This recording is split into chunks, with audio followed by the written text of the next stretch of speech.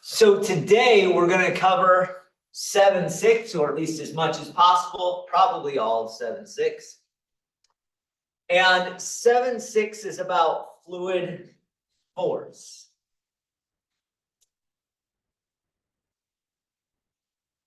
All right, I think it's fluid force. Make sure I got the right one. Yeah, fluid force.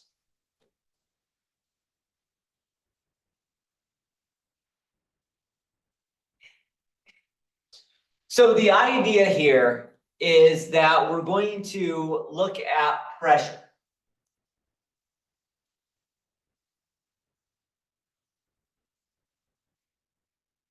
Now, if you submerge something in a liquid,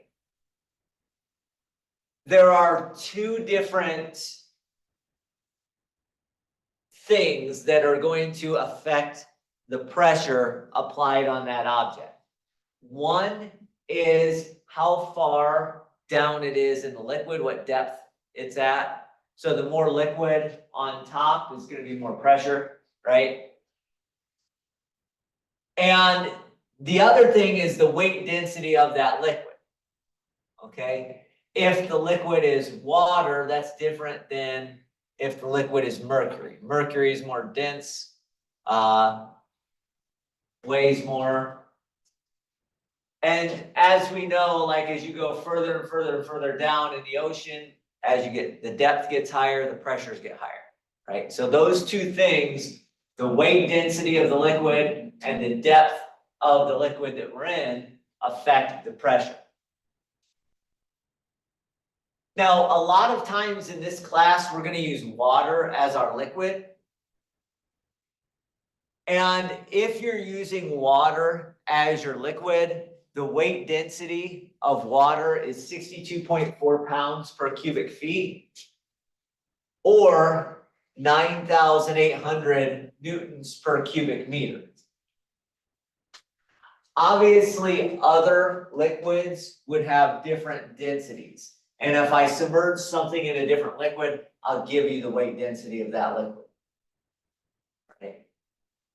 The reason why we want to have two weight densities for water, one is in cubic feet, the other is in cubic meters, is because if we're talking about things in feet, we'll use the 62.4.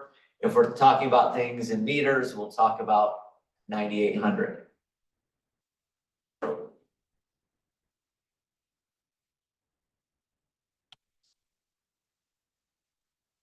Now, if we have a horizontal object,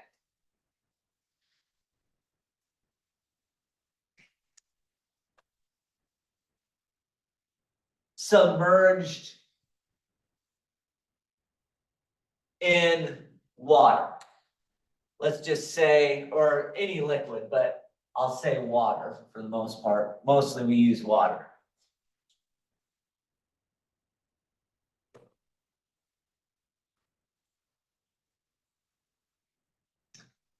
So if I have some horizontal strip submerged in liquid, the depth of that water is going to affect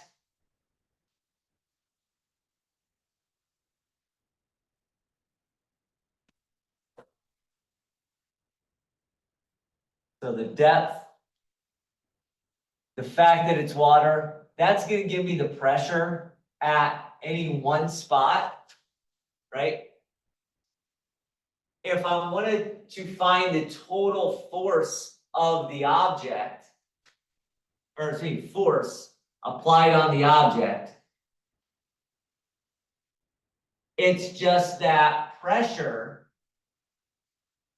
that we calculated before, depth times weight density of the liquid, times the area of this object.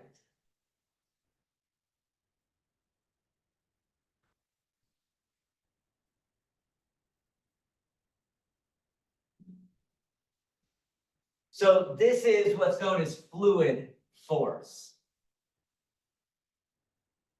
Fluid force on a horizontal strip is just pressure times area.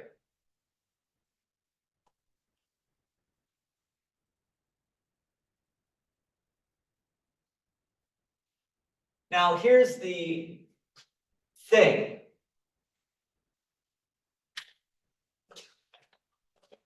Usually, what I'm gonna do is I'm gonna calculate the fluid force on an object. Let's just say I submerge a circular object underwater. Okay? Well, I can't just say it's the depth. Let me say it this way. I keep thinking of depth. I keep saying depth because depth is a part of this, right? The P. So think depth times weight density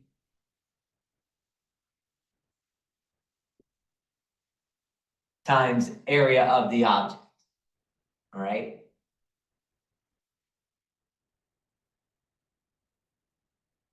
So depth times weight density times area of the object. That gives me pressure times area gives me the fluid force.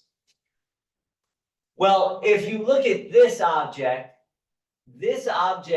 has a lot of different depths. This point on the object has a different depth than this point. Has a different depth than this point. And so we're going to do the standard calculus thing of putting a bunch of Riemann rectangles and filling this up with Riemann rectangles. And noticing that each one of those rectangles, we can find the fluid force by pressure times area. Or depth times weight density times area. Now, what's the area of one of these rectangles? Well, the area of one of these rectangles is the length of the rectangle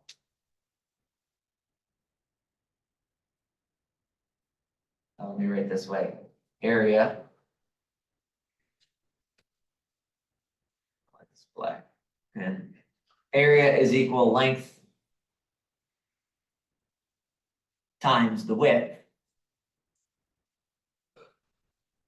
And if we're doing it over here with these Riemann rectangles, the widths of those rectangles are going to get smaller and smaller and smaller and smaller. We're going to add up a bunch of different fluid forces. And when we add up a bunch of those different little rectangles, letting the width get smaller and smaller, the width turns into dy, or width is a change in y. Notice how I drew all the rectangles horizontally. So that's why its width is with respect to y.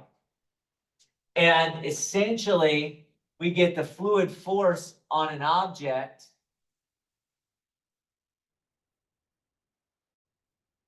is just going to be this, the weight density, which we'll call W,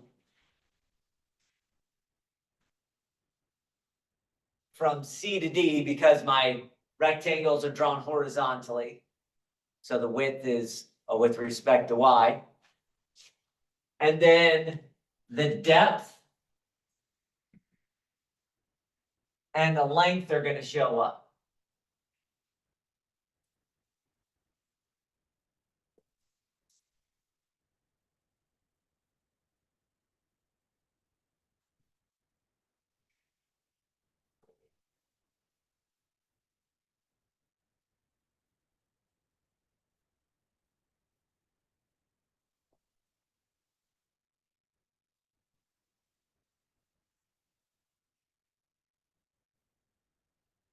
All right.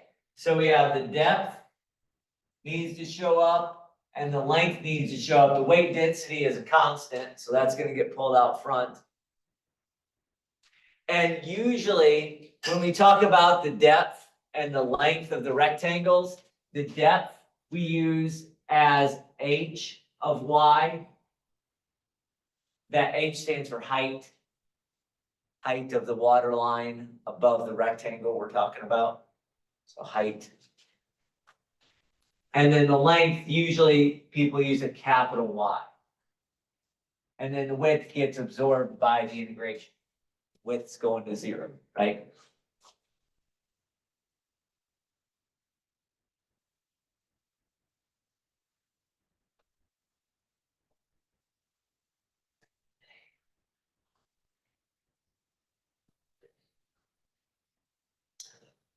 So that's exactly what this slide says.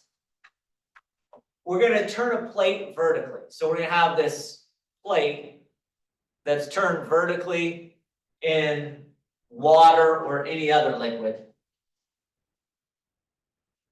And we're gonna find the fluid force on that plate. So we slice into horizontal rectangles because we know how fluid force works on horizontal strips. And we add up a bunch of those rectangles. And we get that the fluid force is W. W stands for weight density. H of Y, that stands for height or the depth of water you're underneath. And then L of Y, that's the length of your rectangle.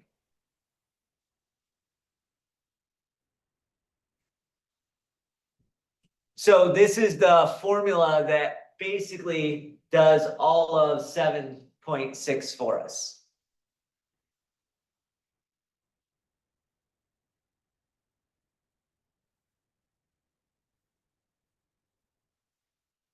Notice that because we slice these rectangles horizontally, every integration we do has to be an integration with respect to Y. Okay.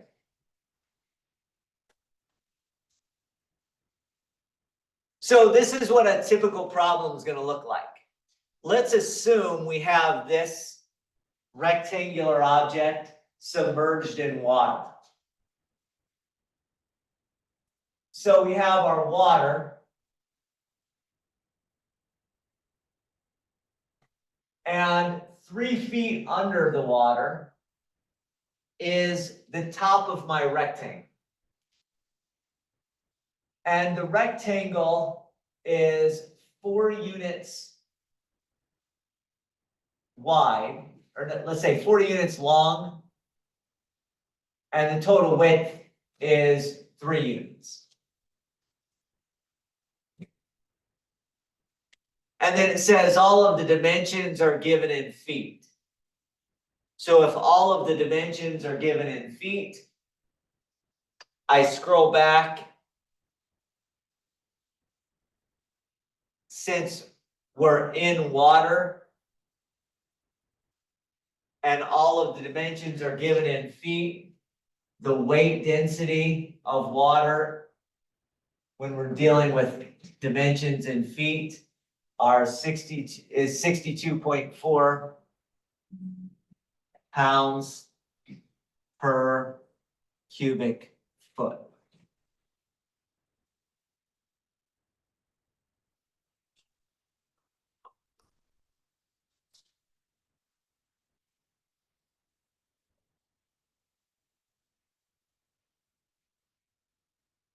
Now, here's the deal. On all of these fluid force things, what I want to do is I want to set up an integration. To be able to set up an integration, I have to be able to have the Cartesian coordinate system somewhere stuck on this picture. All right? Because all of these are functions and these are a C to D on some sort of a Cartesian coordinate system. So we always have to decide, where should I put my origin? And it doesn't matter where you put your origin according to the final answer, but there are some places where it's just easier to deal with the origin in that place rather than a different place. So in other words, if I put my origin somewhere over here, it's gonna be really hard to get the equations nice.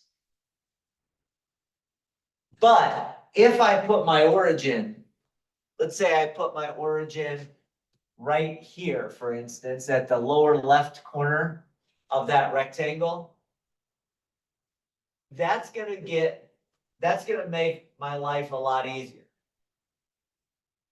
So we're gonna do that. We're gonna put the origin at the lower left-hand side of the rectangle. And this will be the x-axis. This will be the y-axis.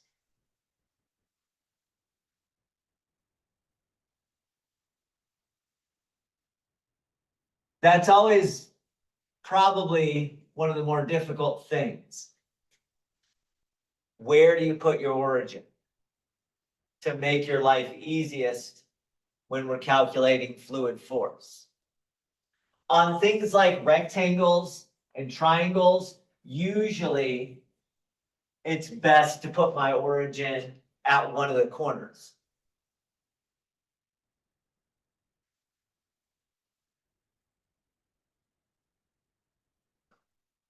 On things like circles, usually it's best to put my origin where the center of the circle would be, because that way the equation of the circle is easy to come up with.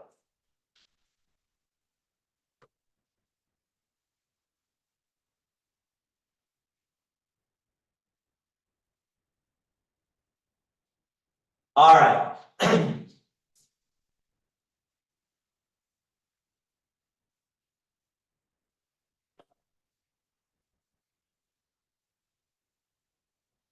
So let's go ahead and do this. I want you to notice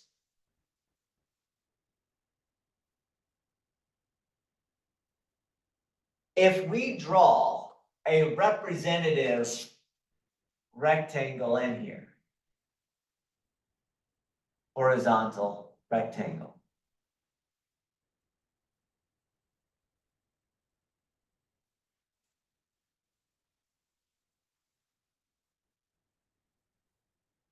Oh, how do I want to say this?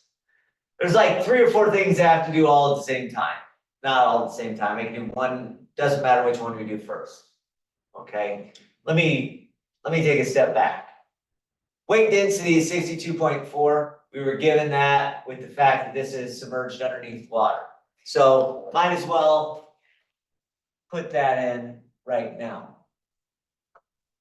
Weight density, the W is 62.4.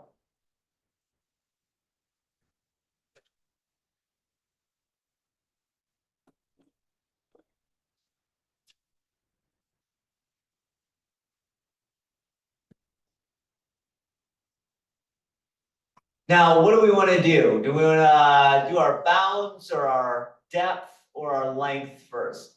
Let's do the depth, okay?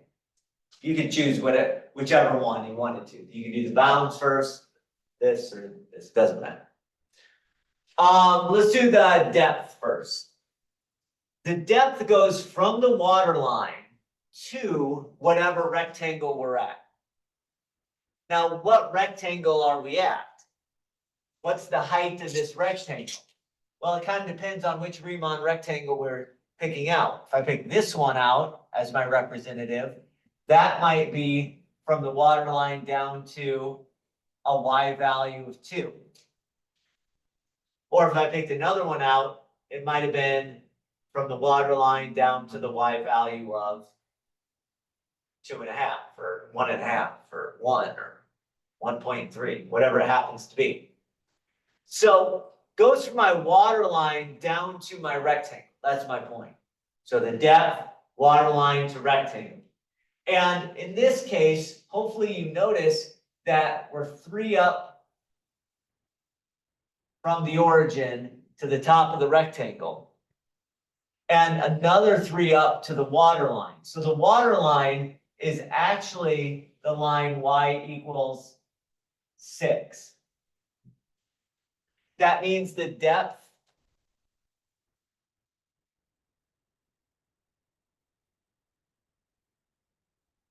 is 6 to whatever y value we're at, 6 minus y. So if the y value I'm at is 2, that means a total depth of 4. If the y value I'm at is 1.5, that's a total depth of 4.5. So on and so forth.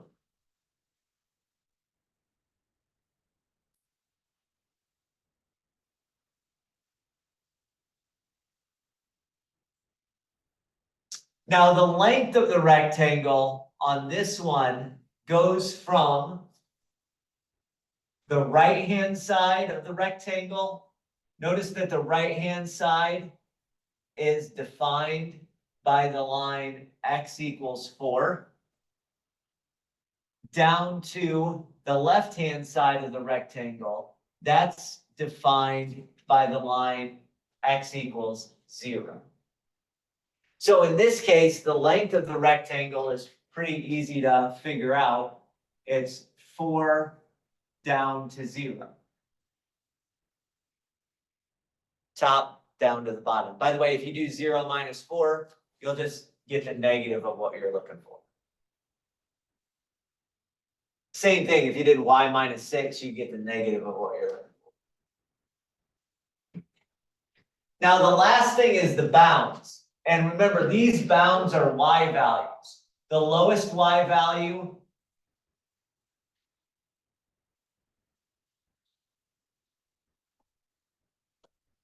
as you can see, we start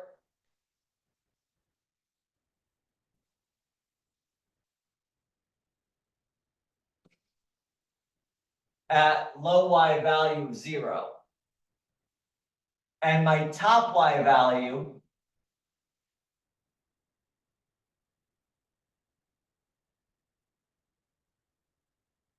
is 3. So my bounds are from 0 to 3.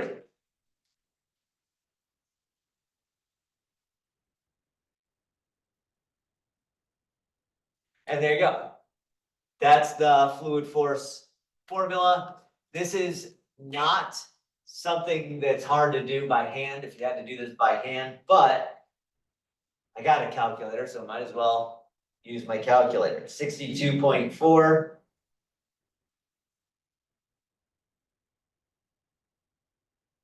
Zero to 3, 6 minus y.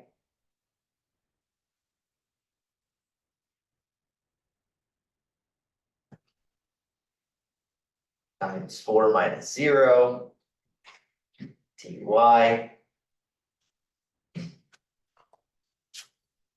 Gives me fluid force applied on that object is 3369.6.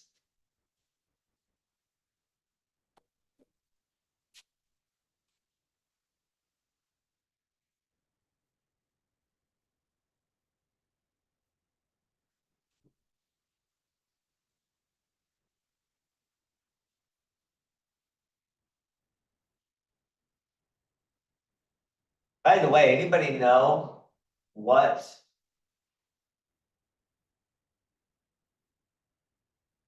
label goes on that?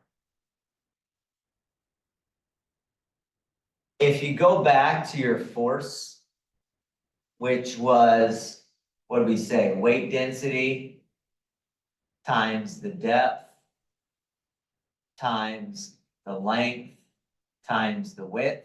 Remember what all that means weight density, that means width. Well, weight density is in pounds per cubic foot. Your depth is going to be in feet. Your width and your length are also going to be in feet.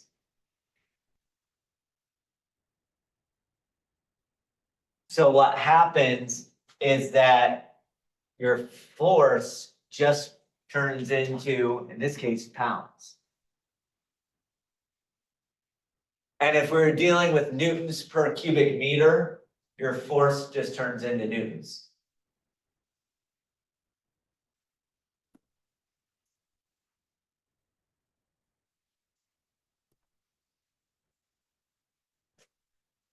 So in terms of the label is gonna be pretty easy, just a force label. Pounds, tons, newtons, whatever. Pounds and newtons are the two common ones we will use in this class. But could have others. All right. So that's what we do if we have a rectangle submerged, turned vertically and submerged under water. Okay.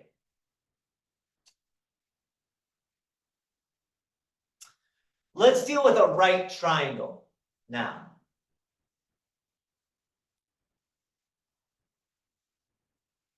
Again, we're going to submerge in water and our dimensions are going to be in feet. In this case, we have a right triangle.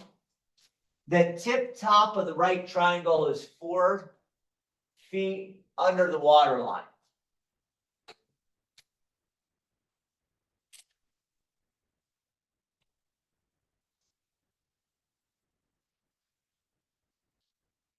Then the vertical side of the right triangle is 7 feet.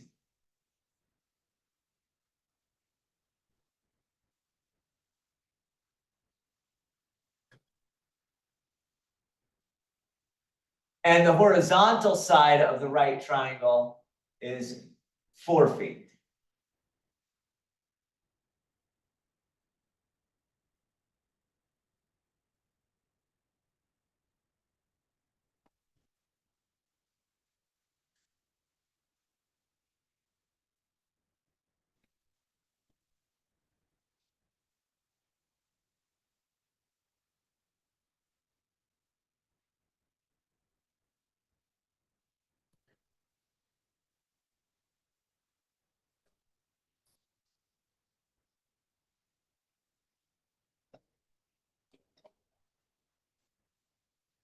So there we go.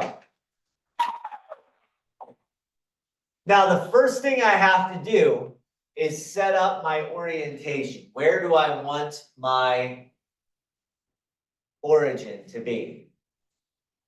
And it's pretty obvious that we want it to be at one of the corners, one of the angles where the two sides of a triangle meet.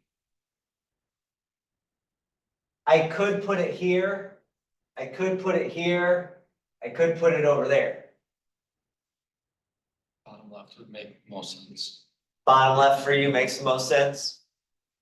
Okay, we'll put it in the bottom left. We'll do it that way. I'll be honest, and I'll show you this in just a second. I would have probably used this one. And I'll show you why in just a minute. They're both equally good.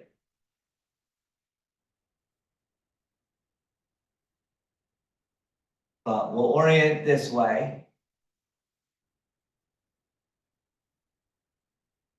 So my origin is right here, bottom left of this triangle. Now, a representative Riemann rectangle in this problem will obviously be laid out horizontally from the right-hand line to the left-hand line. There's a lot of things to do. I don't care what order you do them in. I'm going to start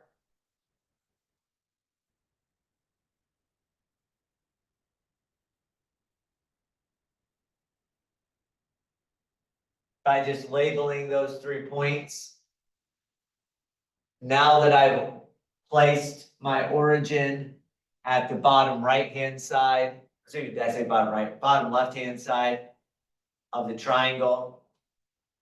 The bottom right-hand side is 4, 0. The top point of my right triangle is 0, 7. Most of the things are fairly straightforward in terms of how I'm going to fill things out.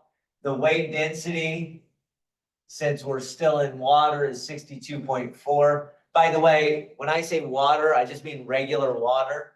Salt water would have a different density, slightly different density.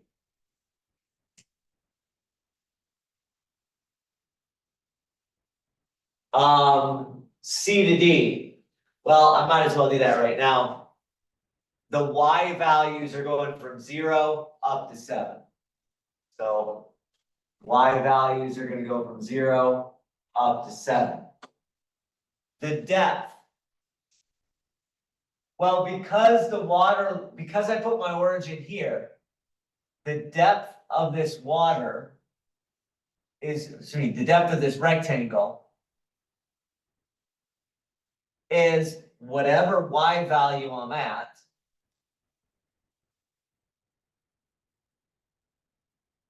the water line has Y value of 11. So the water line is at 11, and I go down to whatever Y value I'm at. So 11 minus Y. Mostly the depth is just going to be some number minus Y, usually.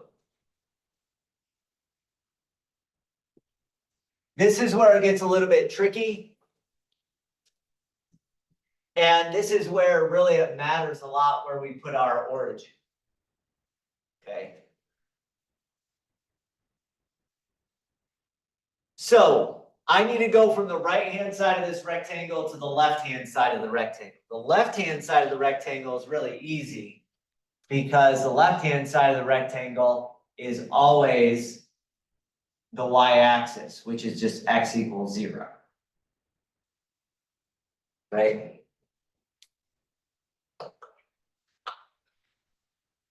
The right-hand side of this rectangle is actually given to me by whatever line this is. And the line is from 0, 7 to 4, 0. Now, we are used to writing lines as y equals mx plus b, where m is the slope and b is the y-intercept. So we're used to writing lines like that. And remember, the slope is just change in y over change in x. So if I go from this point to that point, I've gone down 7 and to the right 4. So down 7 and to the right 4 means my slope is -7 over 4. And my y-intercept value is 7. That's what it is. That is the y-intercept. So this is my line written as y equals mx plus b. That's our usual way of writing it. However, because we're integrating with respect to y, I have to change that into something that is x equals a function of y. So I would have to, in this case, subtract 7.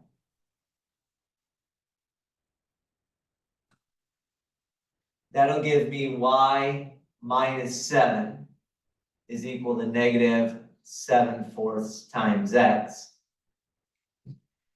And then I would have to multiply both sides. Well, I could divide both sides by -7/4, but dividing by -7/4 is like multiplying by the reciprocal.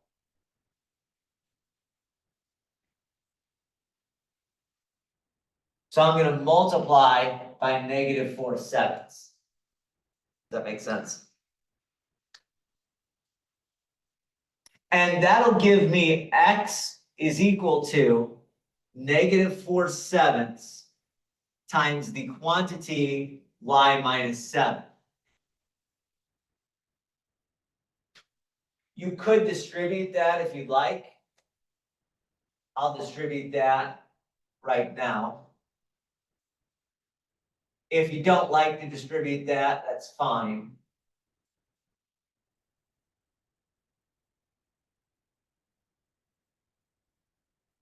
if I do distribute it, I get x is equal to negative 4/7 y plus 4.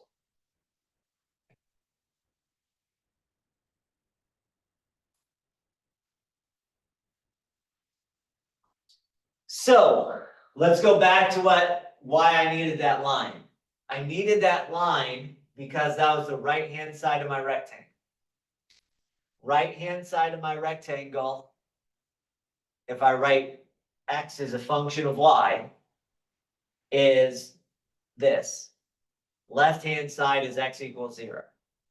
So right-hand side is negative 4/7 y plus 4 going down to 0. One side to the other.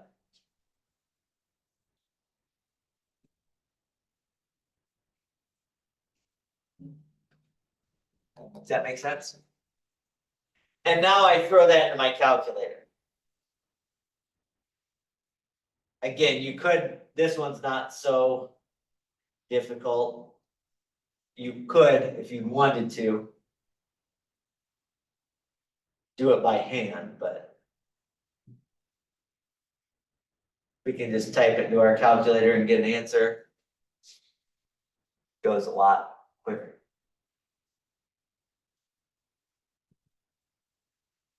So I get 7,571.2, and again, this would be in pounds.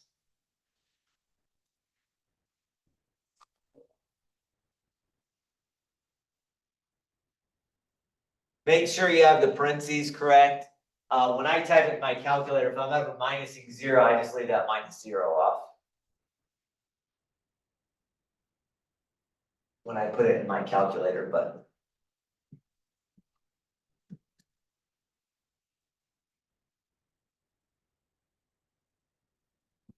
That's what I get.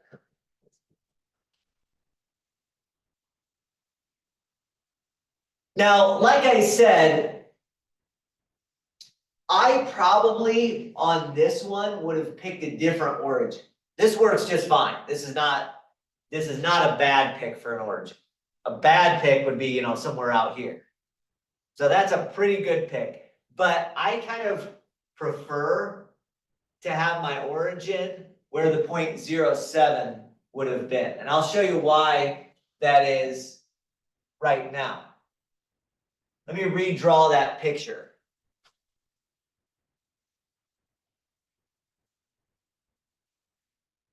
Over here.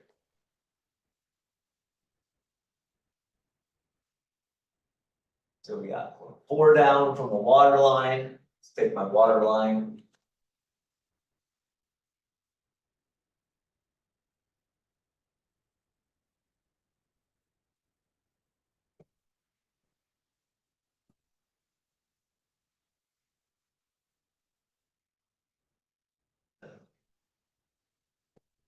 All right, so here it is.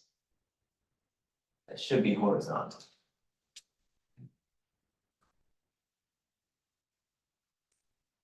Same picture I just did. If I put my origin at this point,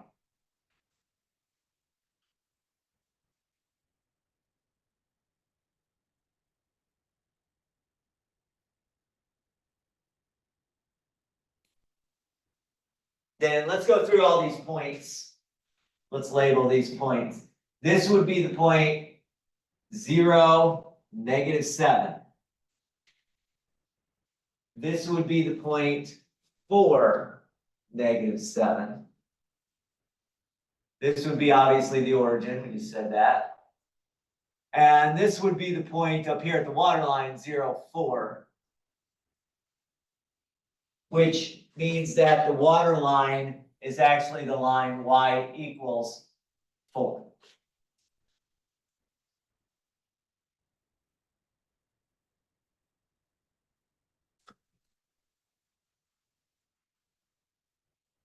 The setup to our function to find fluid force this time would be similar.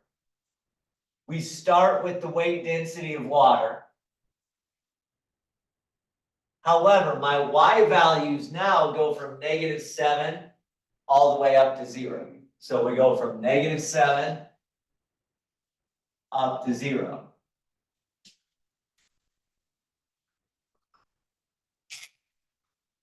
If I draw a representative Riemann rectangle somewhere at some arbitrary y value in my picture, what's the depth? Well, the depth is going to be from 4 down to y. Now think about it, y's are negative, but it still is going to be 4 minus y. Because if y is like a -2, then the total depth is 4 minus -2, which comes out as a 6. So it's still just 4 minus y as your depth. Something minus y as your depth. So all of that is basically the same. The only thing that changes is now, if you look at the right-hand side of this rectangle compared to the left-hand side, the left-hand side still x equals 0. But now the right-hand side is aligned through the origin. And if it's aligned through the origin,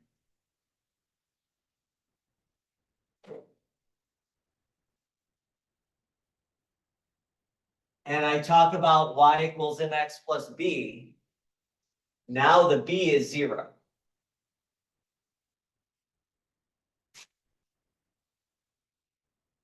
If you look at the slope, it's still down 7 over 4. So it's still -7/4 x, but now plus 0. And notice that if you had to rewrite that, it's just one step process to rewrite. And the one step process is going to be multiply both sides by the reciprocal.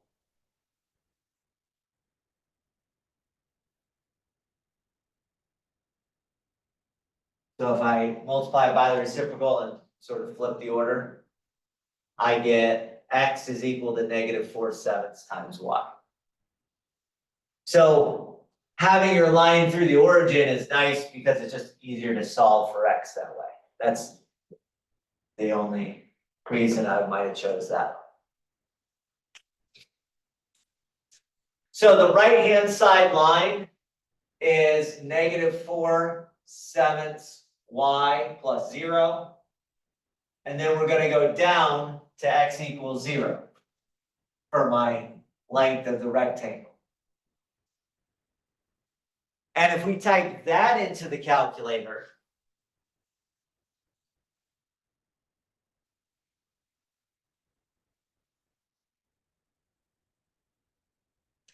we should end up with the same thing. If I don't end up with the same thing, then either I did something wrong in the last problem, or I did something wrong in this problem, or both. But sure enough, we do get the same thing when we type it into the calculator. 7,571 pounds.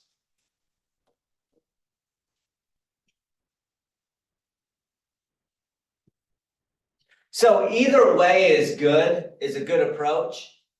I tend to prioritize lines through the origin more than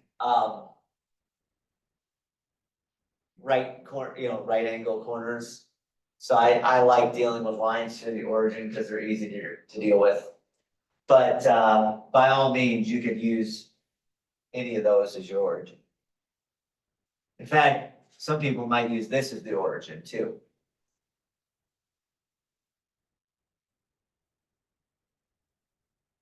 Any of those will work.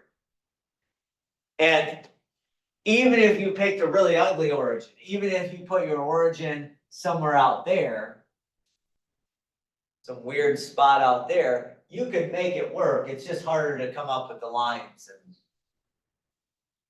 figure out what those lines are.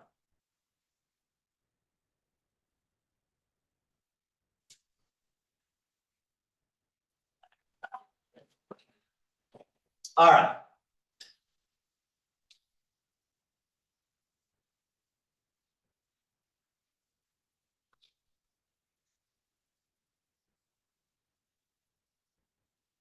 So that's what happens with lines. I tend to prioritize lines through the origin.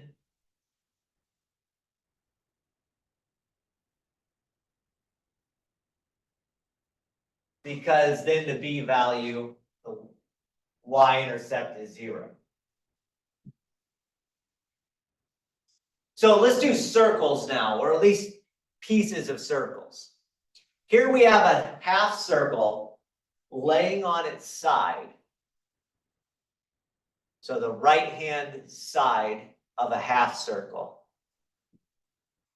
Now it's kind of hard to tell, but that 2 is supposed to be the radius of the circle. All right, so not the diameter, the 2 is the radius. And the water line is 4 units up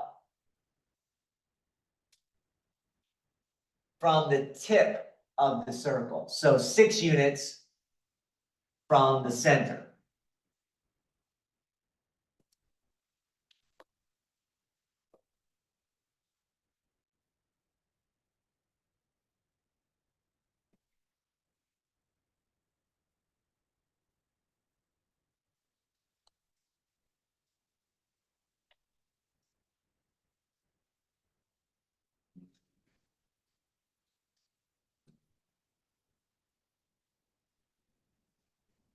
Again, all these dimensions are given in feet.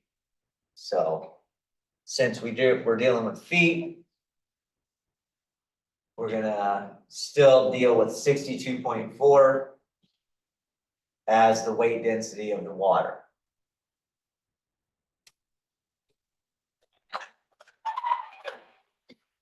Okay. Now let's do orientation. I mentioned this earlier, but I'll say it again. When you're dealing with circles, probably the easiest thing to do is to make the center of the circle the origin, right? And the reason I do that is because a circle whose center is the origin has an equation of simply x squared plus y squared equals the radius squared. All right, circle centered at the origin.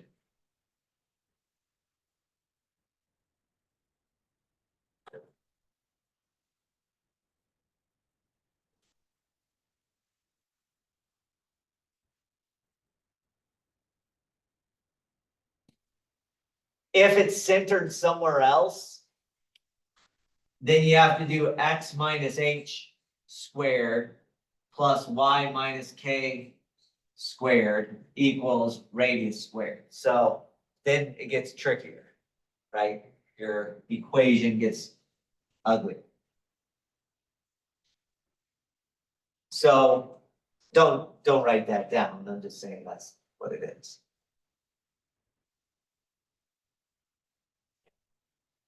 So let's go label some points. Obviously, we've set our origin at the center of the circle. That means the bottom of this circle will be 0, -2. The top of the circle will be 0, +2. And this water line, since we're 2 plus 4 up, is going to be y equals 6.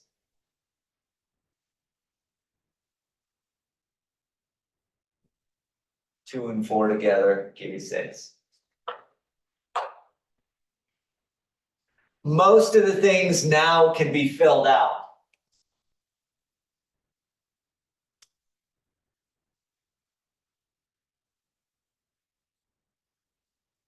So like we have had the previous two problems, weight density of water is 62.4. My y values in this case go from -2 all the way up to +2. The y values that are bounding the object, so -2 to +2. The depth, well, the water line is at 6, so it's 6 minus y. When we can put an arbitrary Riemann rectangle anywhere in here, it's gonna be some y value. And it's okay whether the y value is positive or negative, 6 minus y always works. Okay. Now, in this case, the right-hand side of this triangle, or excuse me, not triangle, this circle, is going to be determined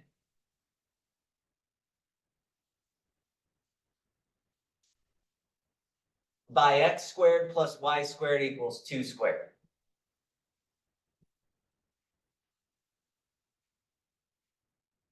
Remember, since we're integrating with respect to y, we want to solve that for x.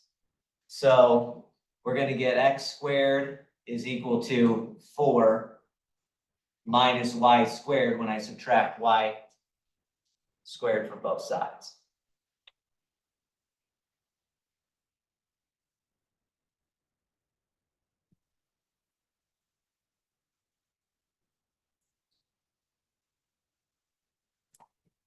Now, if I'm looking at the right-hand side of the circle, and I'm dealing with this equation, when I take a square root of both sides, I take the positive square root to give me the right-hand side, because that always has positive x values. So if we want positive x values, the right-hand side, I take the positive square root of 4 minus y squared. If I were to have done the left-hand side, I would have done the negative square root of 4 minus y squared.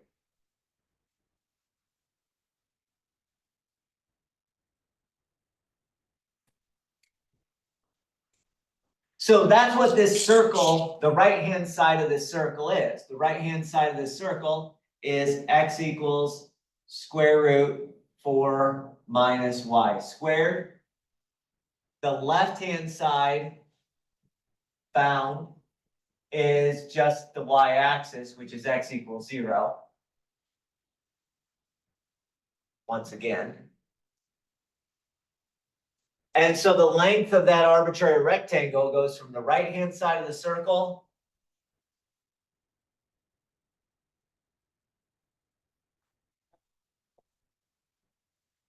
down to 0. And now I can integrate using my calculator.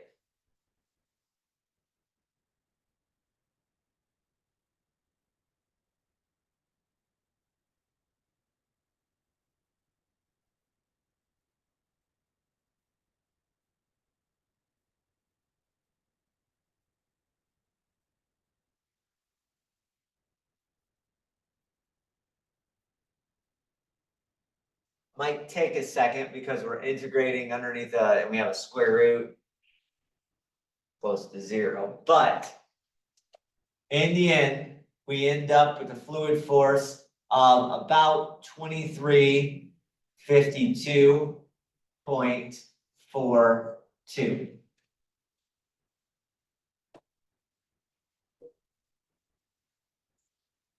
That's rounded to 2 decimal places.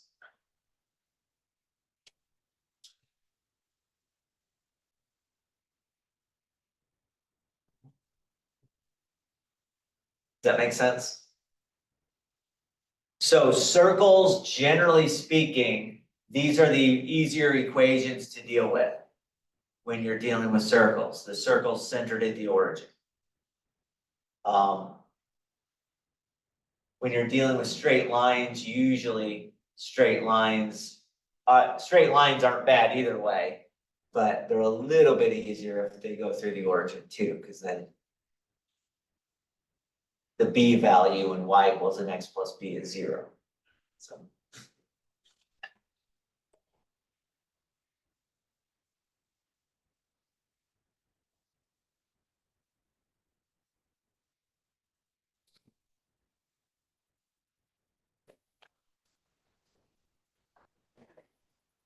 I want you to try this one on your own.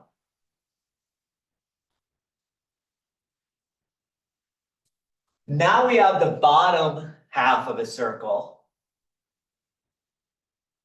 submerged in water.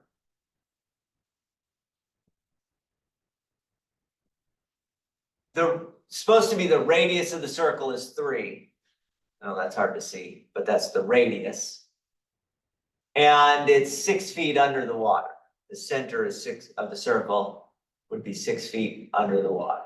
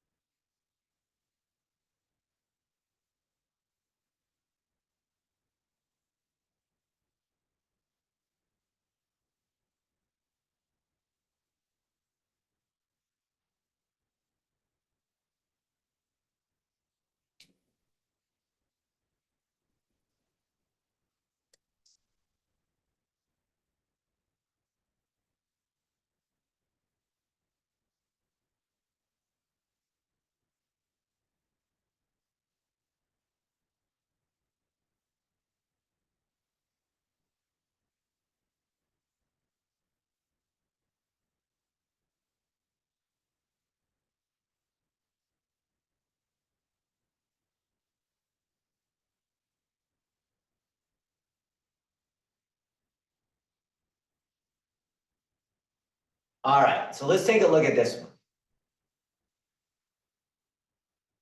I've already labeled most of the stuff. I set the origin to be the center of that circle. That means from the left-hand side, point would be -3, 0. The right-hand side point would be 3, 0. The bottom point would be 0, -3. Okay. So when we're integrating, remember y values, we're going to go from -3 up to 0.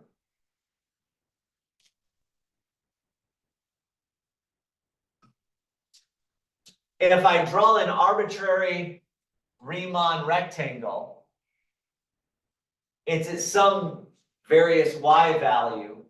My water line's up here at y equals 6. So 6 down to arbitrary y value is my depth.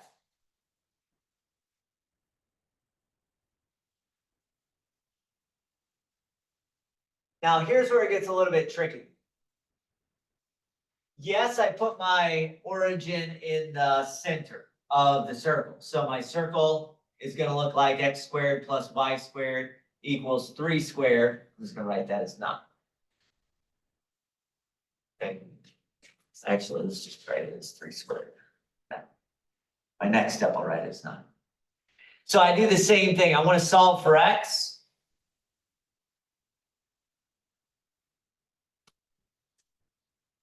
But notice that one edge of my rectangle is on the right-hand side of the circle. The other edge of my rectangle is on the left-hand side of the circle. These are actually going to be two different square roots. The left side of the circle is going to have a negative x value. So it's going to be the negative square root of 9 minus y squared.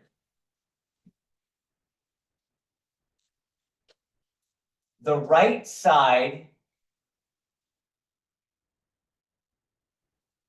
is going to be the positive square root of 9 minus y squared.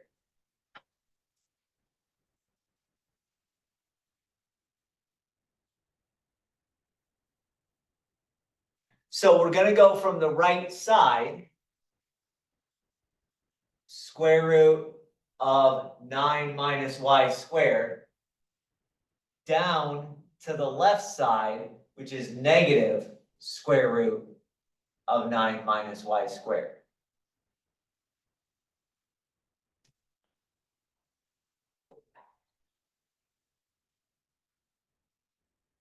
By the way, sometimes people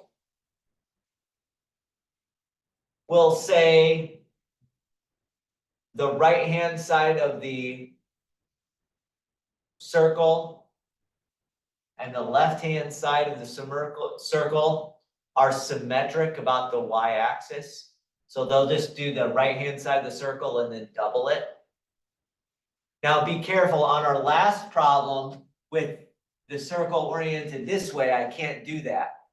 I can only do that if I have symmetry about the y-axis. I can't do that with symmetry vertically because there's less pressure up here than there is down here. So you can only do that if we have symmetry about the y-axis.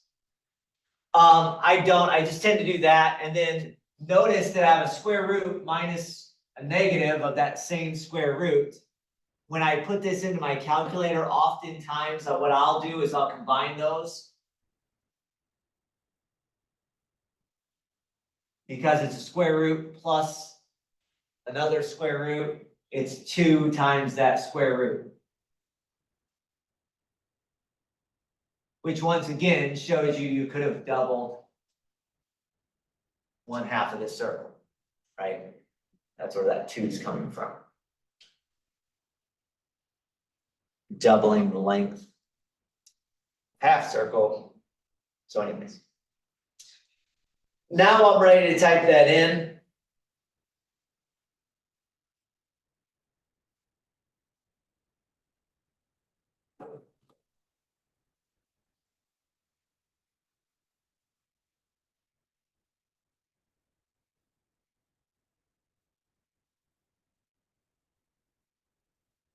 It's gonna take a second.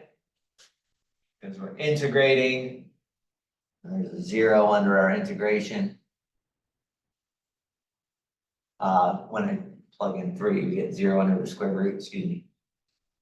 64, 16.16, rounding to 2 decimal places. And the label on that would be pounds.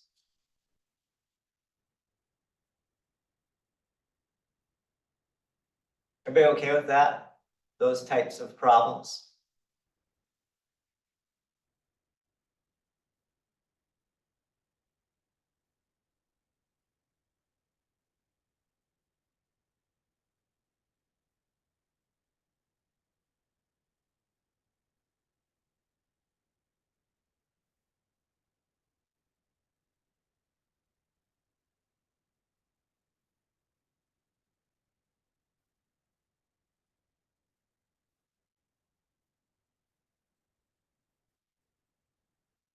I'm getting an error over something. Getting an error. Yeah. It's gotta be a typing in issue, I imagine. What's the error say? So syntax. Syntax. I can take a look at that in just a second. Actually, let me take a look at it right now. All right, so we got that fixed up. Now, let me just say this. So we've done that one. What if I drop the water line all the way down to here? So I drop the water line to y equals 6, from y equals 6 to all the way down to the x-axis. Obviously, that would affect our depth, right? We'd go 0 minus y instead of 6 minus y, and then, but everything else would be basically the same. What if this water, we submerge this into a tank and the tank was only this wide? Would that have any effect? Would the width of the tank it's in have any effect? Not really. We could submerge it in the middle of the ocean at water level. Well, this would be a bad example. Let's say middle of Lake Michigan, since that's fresh water and we'd still use 62.4. So in the middle of Lake Michigan, or we could submerge it in a fish tank. It's the same problem regardless. And so no matter what the width is of the water we submerge in, it's the same problem. In fact, it turns out that what if instead of submerging this plate in water, this plate is simply the end section of a plate that's containing water. So imagine a trough and we're looking down the edge of the trough and this trough is basically full of water.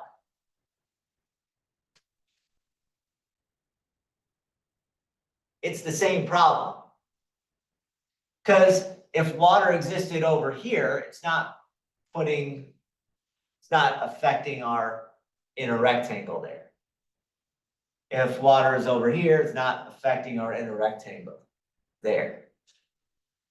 So filling an object with water and looking at the fluid force placed on the outside edge of the object when I fill an object with water is essentially the same type of formula. So that's my quick argument for that.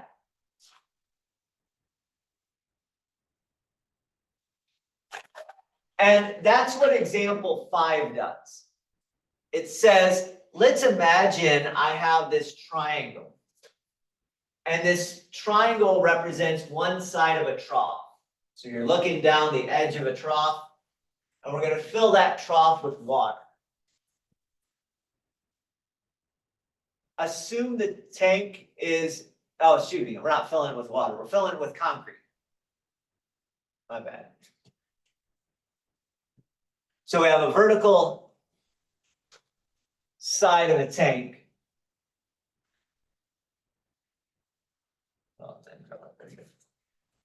And we're filling it with concrete. And if you do use any other thing other than water, I will give you the weight density.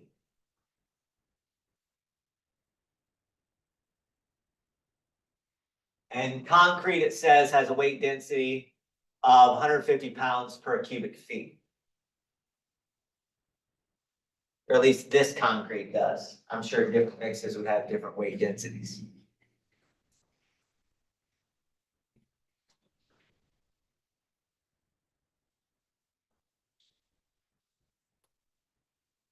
The top of that triangle is 4 units across. That's a total of 4. And the height of that triangle is 3. It's supposed to be isosceles, so it should be same on both the left and right hand side.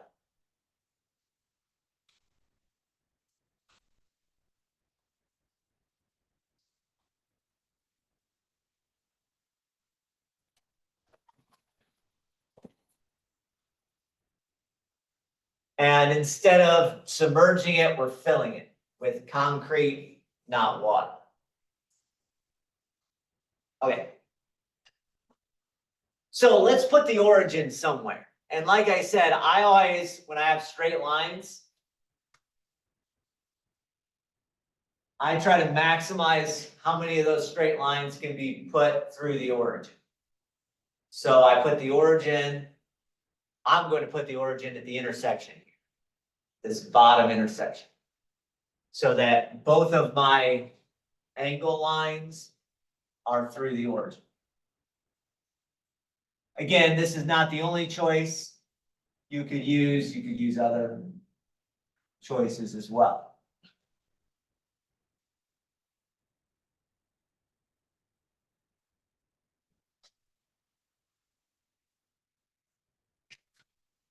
The top of this triangle, since this is 3 units up,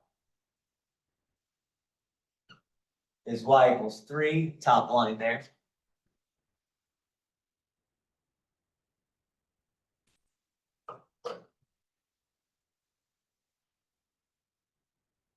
And then a representative Riemann rectangle goes from one side of the triangle to the other. If where the lines meet is the origin, and there's a total distance of 4, and it's supposed to be isosceles, this should be the point 2, 3. And this over here should be the point -2, 3.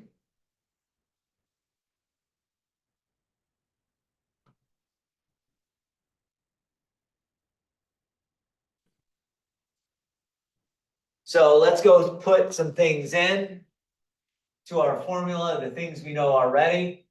Weight density of the concrete we're using is 150. C to D. Lowest Y value is 0. Highest Y value is 3. So 0 to 3. The depth. Well, whatever rectangle we're at, the height of the water is 3. Doesn't matter that the water is filling the tank or if this thing is a plate submerged in water. Height is 3. So 3 minus y is our depth or height of the water. And then now we need to find the length. The length is the trickiest part. If I'm looking at this right-hand side line,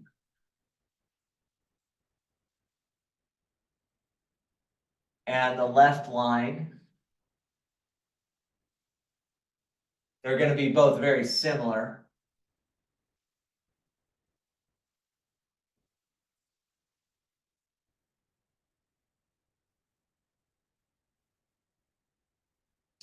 Let's do the left line first.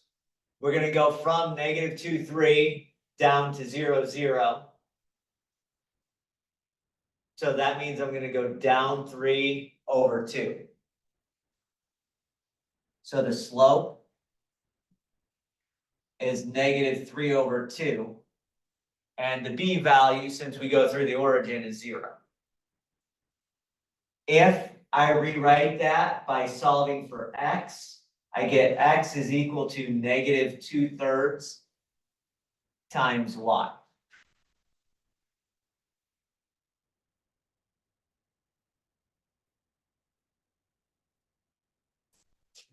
The right line is going to be very similar.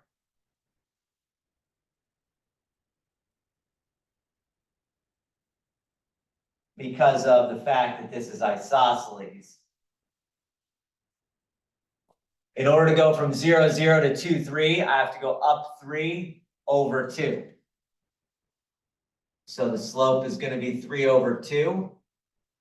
Since we go through 0, 0, that means the y-intercept is 0. And if I solve for x, I get a positive 2/3 times y.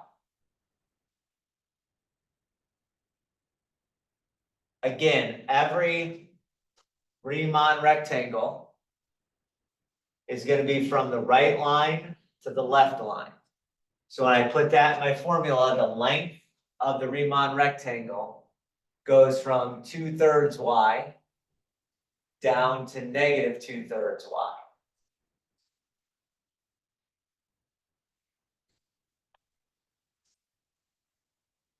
And if you want to combine that, you could. When you type it into your calculator, you don't have to, but.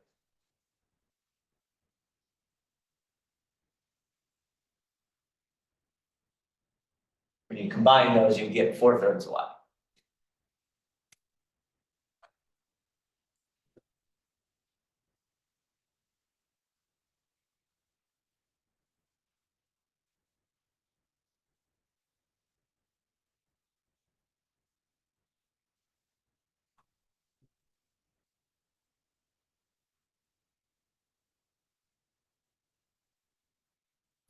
I got, in this case, a whole number, which is 900. And since this concrete weight density was in pounds per cubic foot, that means the fluid force is in pounds as well.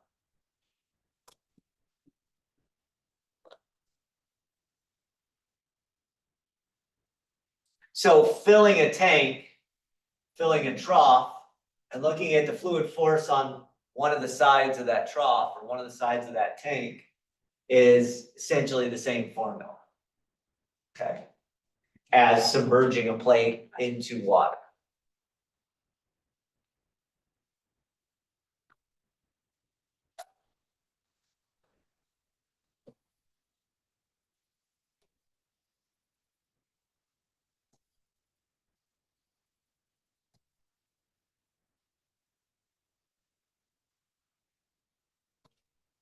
Let's skip example 6 and go right to example 7. I want you to try example 7 on your own. 6 is just similar triangle, just upside down. So I want you to try example 7 on your own. And we're filling a tank with ethanol. which has a different density than water, different density than concrete, lower density than water. Oh, this 10, I'm sorry, this 10 is the diameter of the circle. So the radius is 2, or sorry, is half of that, 5 and 5. Radius is 5. So divide the 10 by 2 to get the radius.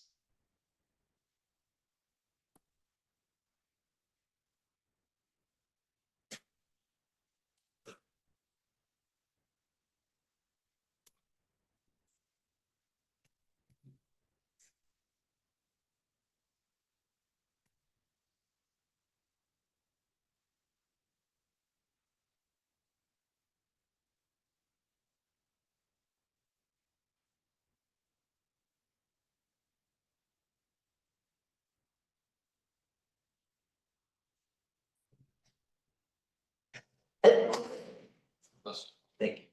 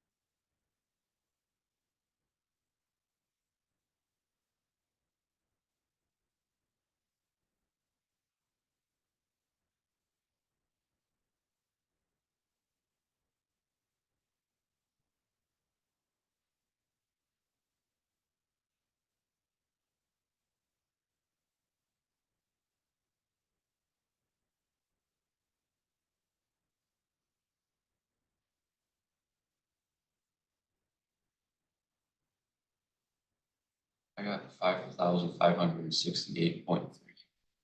That's what I got too. Good. Point 3. Perfect. So let me go over this for online group. All right. So Our circle is oriented this way. Ethanol has weight density 49.27 pounds per cubic foot. So when we set up our fluid force equation, we start with 49.27.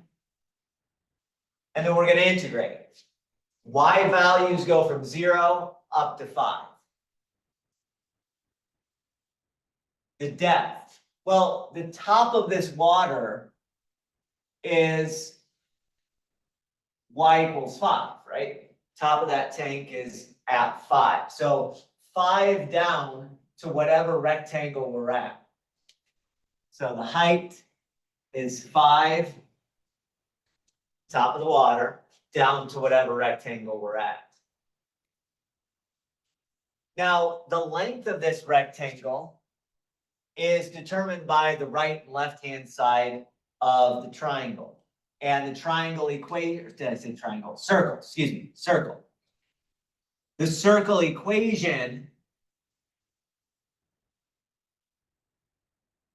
since the circle has radius 5, is x squared plus y squared equals 5 squared. And we're going to do the same thing we did with the last circle. We're going to solve this for x.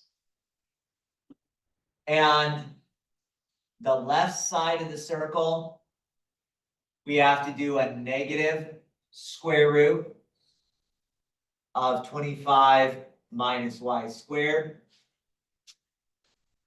The right side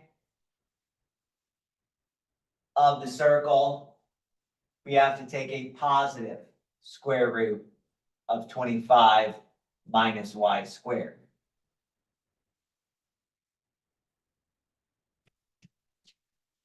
When setting that in my equation,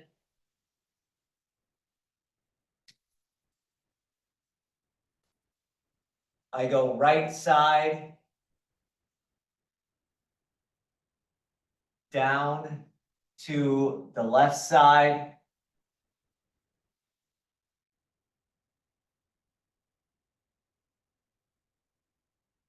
Parentheses there too.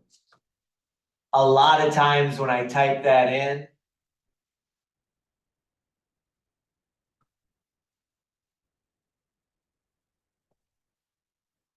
I'll just use 2 times the square root.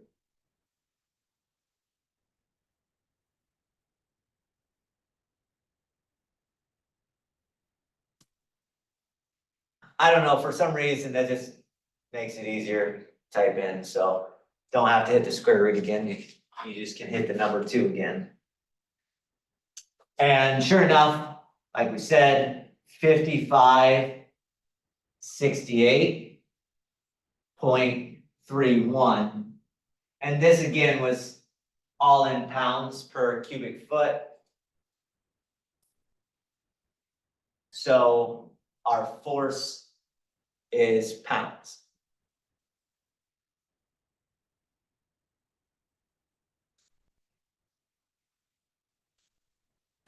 So here we had ethanol, we had concrete in our last example. The only difference is that weight density, that's just a constant number. Water is 62.4 pounds per cubic feet, or if we're dealing in meters, it's 9,800 newtons per cubic meter. Salt water would be different, like I said. So when I gave the numbers for water, that's just non-salt water, regular tap water, think of. But there it is. Any questions about this? Now, I do want to mention one thing that can happen, and I'm not going to go through a whole example.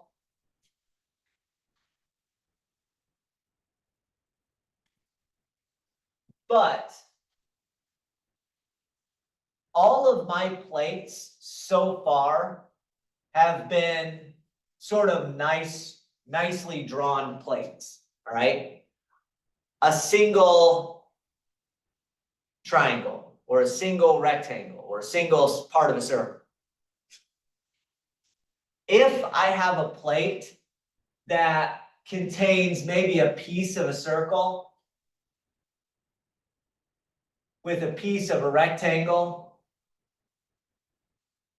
and a piece of a triangle. Right? So my plate looks like that.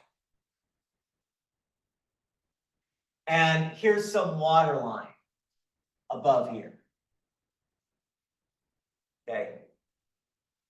If you want to find the total fluid force,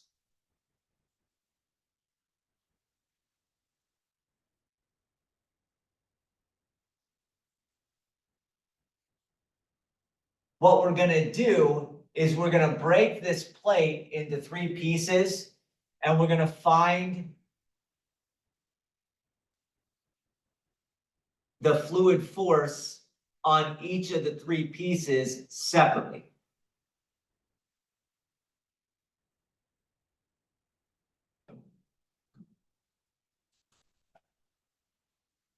Then add up those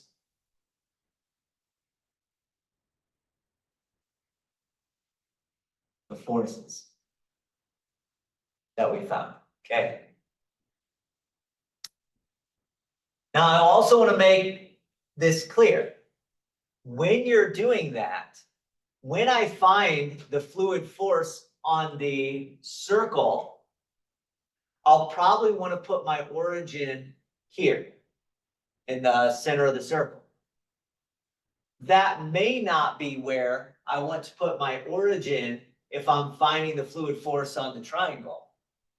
And it may not be where I want to put the origin if I find the fluid force of this rectangle. So, in other words, when you cut it up into 3 pieces, don't think you have to use the same origin every time. You can use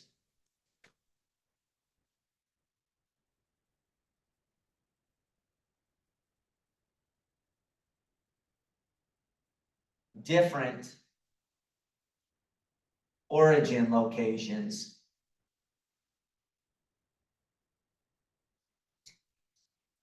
on all 3 pieces.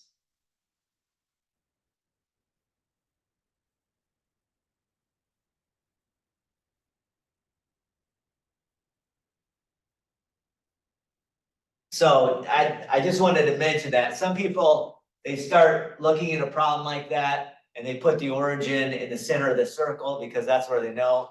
And then that's not the best origin for the rectangle, or that's not the best origin for the triangle.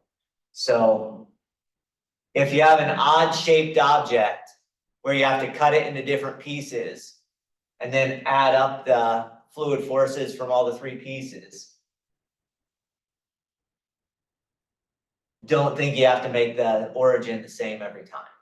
You can make the origin for the circle different than the triangle, different than the rectangle. That's all. That's all I want to say. All right. Any questions about that? Good. I know we didn't do one of the examples, but that other example was just another triangle example, so it should be fairly straightforward. So that is the end of our 7-6, the fluid force stuff. And next week we'll come in Monday and not Monday, excuse me, Tuesday, and review. And then on Thursday, there won't be any official class. Okay. All right. Other than that, I'll see you all next week.